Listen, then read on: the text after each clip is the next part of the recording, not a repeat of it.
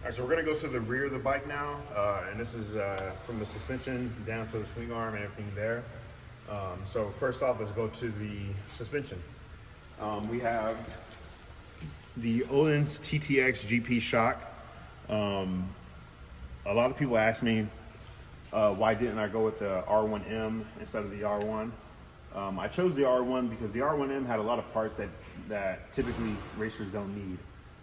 Electronic suspension, the stock Öhlins shock is not adjustable on the R1M.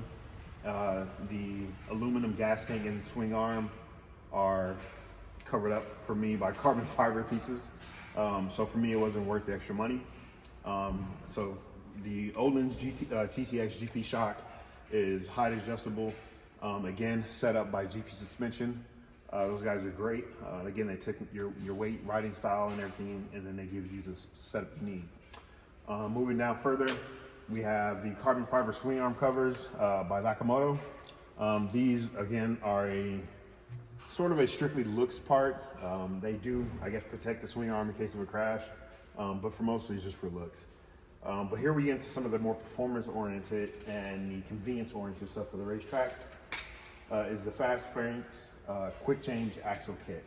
I'm gonna go into a lot of Fast Frank kit stuff here for the rear. So just in order, we have the Fast Frank axle kit connected with the Light Tech adjusters.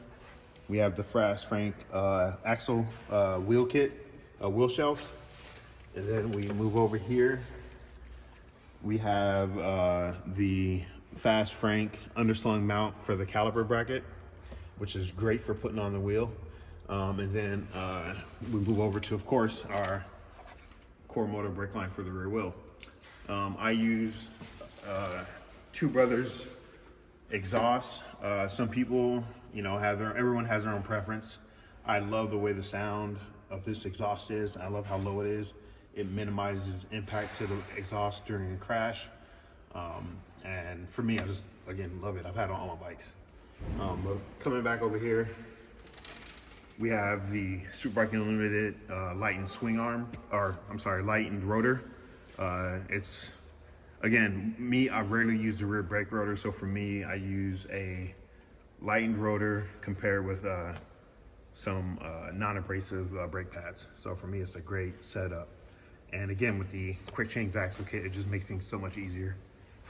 We do use a TRS setup for our trailer, and Pitbull does have a setup for the Fast Frank axle kit.